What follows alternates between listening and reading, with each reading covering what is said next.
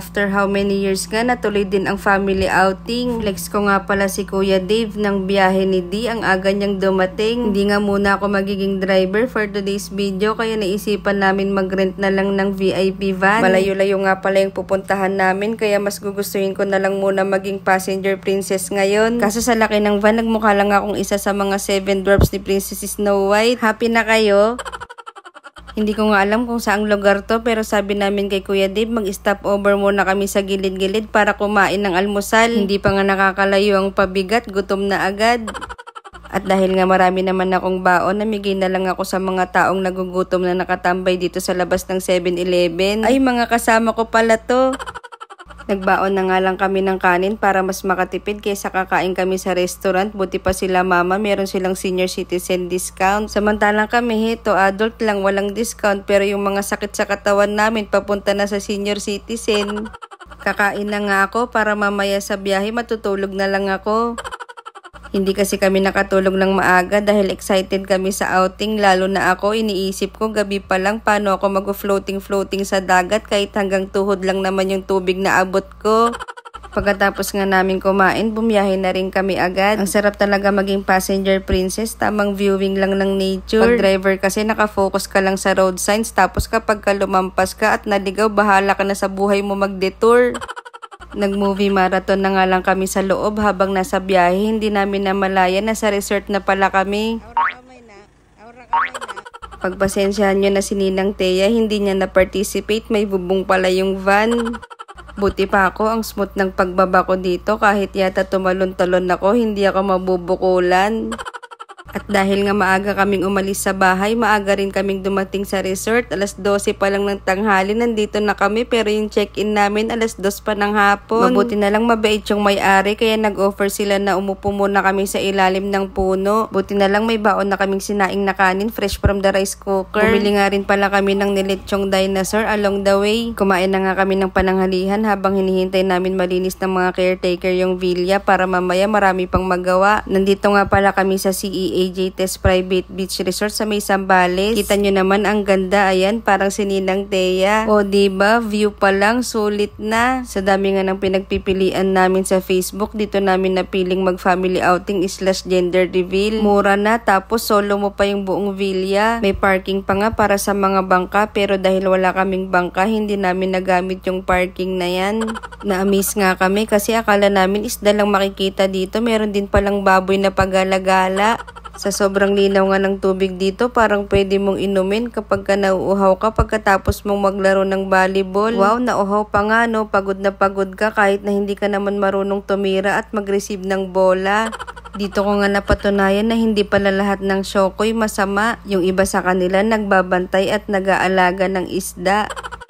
Bago nga pala kami mag-happy-happy, nagluto nga pala muna kami. Mag-order na nga lang sana yung kapatid ko sa kabayaw ko ng mga food trays para hindi na kami mapagod magluto. Kaso nagsuggest si mama magluto na lang daw para makatipid. Magtutulong-tulong na nga lang daw kami magluto para mas mapabilis. Kaso yung nagsuggest nandoon sa kwarto, busy manood ng Facebook Reels tapos nakikipagmarites. Ligong-ligo na nga sa dagat itong pamangkin ko na si Sab, kaso mas lamang yung gutom niya, kaya dinadaan na lang niya sa sayaw. Gutom na rin ako, kaya dinamayan ko na lang din siya.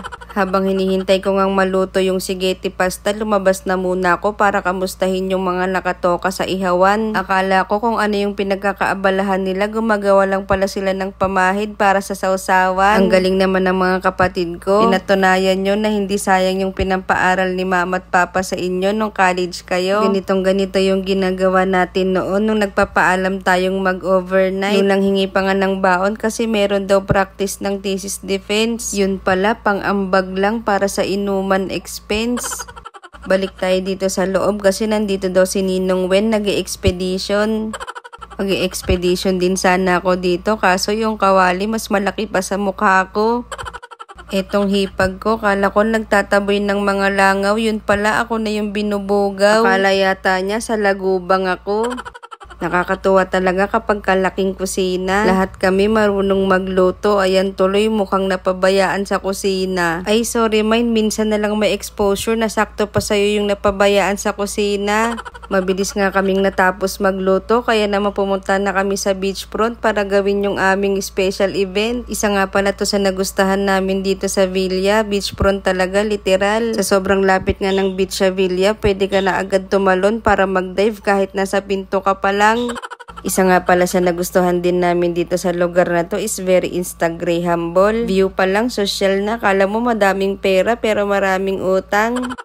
Buti na lang at natuloy itong family outing namin. Kung hindi pa nga nabuntis yung kapatid kong bunso, hindi pa ito matutuloy. Uy, tawa now, away later. Ang hirap naman maging photographer, lagi na lang wala sa picture. Buti na lang nag-aya tong kapatid ko mag-selfie, kaya sumama na ako. Ang hirap din kasing magtiwala sa kanila. Pag ako nag-picture, ang ganda. Pagdating sa akin, mukha akong Snorlax. Hindi pa nga kami nag-uumpisa, nag-iinit na yung dalawang kampo dito.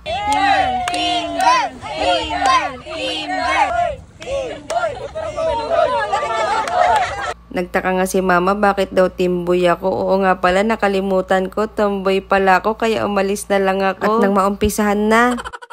4, 3, 2, 1!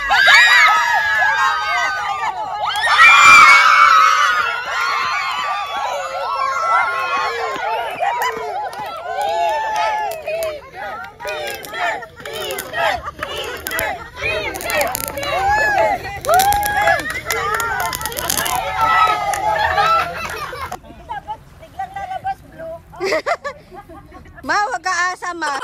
Si mama may trust issue. Kala mo pinaprank siya. Gustong-gusto na kasi ni mama magkaapon na lalaki. Hindi daw kasi mautusan tong kapatid ko magwalis ng mga dahon sa alulod. Paano aakit ng bubong to? Tatakbo nga lang, hindi pa nakakalayo-layo. Pagod na agad. Napagod. Buti pa tong mga batang to, bata pa lang sila kung saan-saan na sila nakakapunta. Samantalang kami noon, kahit daw umiyak kami ng dugo, hindi kami pwedeng gumala at hindi daw sila nagtatain ng pera.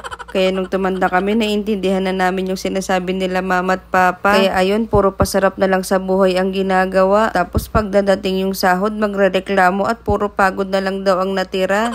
Sunod nga niya, nag-video-video nga kami ng mga moments dito. Kala mo videographer. Hindi pa nga kami nakakarami ng video dito. Nagugutom na yata yung bayaw ko at pinapak na yung kapatid ko. Kaya inaya ko na silang kumain.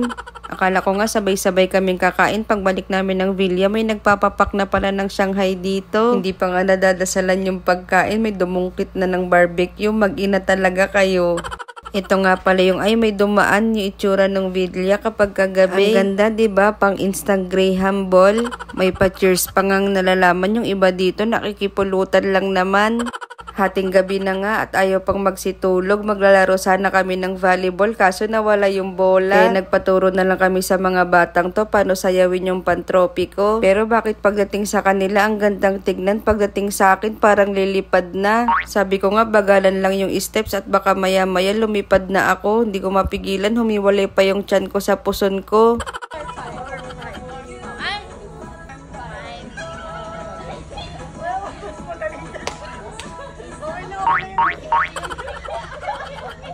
Nagpalit na nga kami ng sasayawin at baka kung saan pa mapunta yung pantropiko na yan at makasakit pa ako. Sabi nila mas madali daw steps ng salamin-salamin kaya sinubukan ko. Kaso ang tigas na talaga ng katawan ko kasing kunat ng barbecue na kinain ko.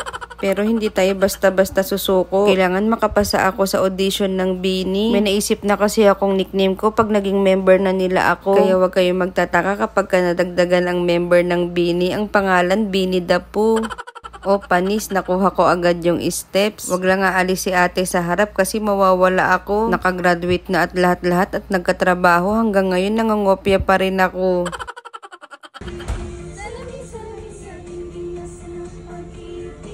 Akala ko okay na kaso yung binida po nyo pagod na. Sumuko na nga at nangangamoy vinegar na.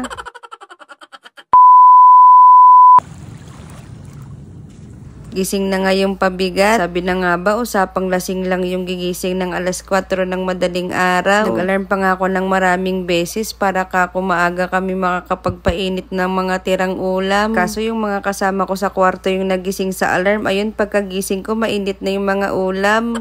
Pumunta nga ako sa tabing dagat at baka may nagtitinda ng isda kaso syokoy na lang natira.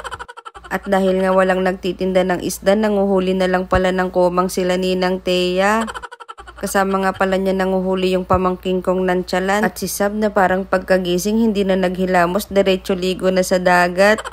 Bago nga pala kami umuwi, sakto merong nag-alok ng bagong huli na isda. Hindi ko alam ang tawag sa isdang to pero parang pating siya at sariwang-sariwa pa.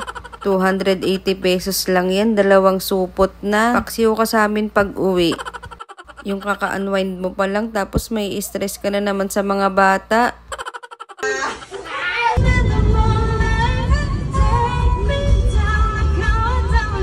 Sobrang ganda nga ng boses ni Ninang Thea, nakatulog na yung bata.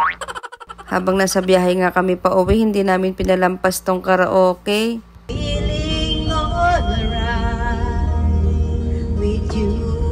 Ang lamig ah. Parang nasa Baguio ah.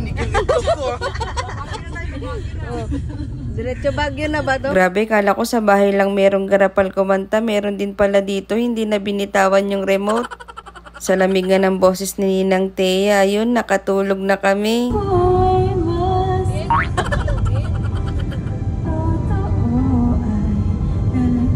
Habang nagsasaya nga kami dito, meron na palang isang batang nagugutom. Partida, 3 beses pa yan nag-almusal. Pagkatapos nga naming mag-stop over at nakakain na yung atab, ayun, lumakas-lakas na siya kaya napakanta na.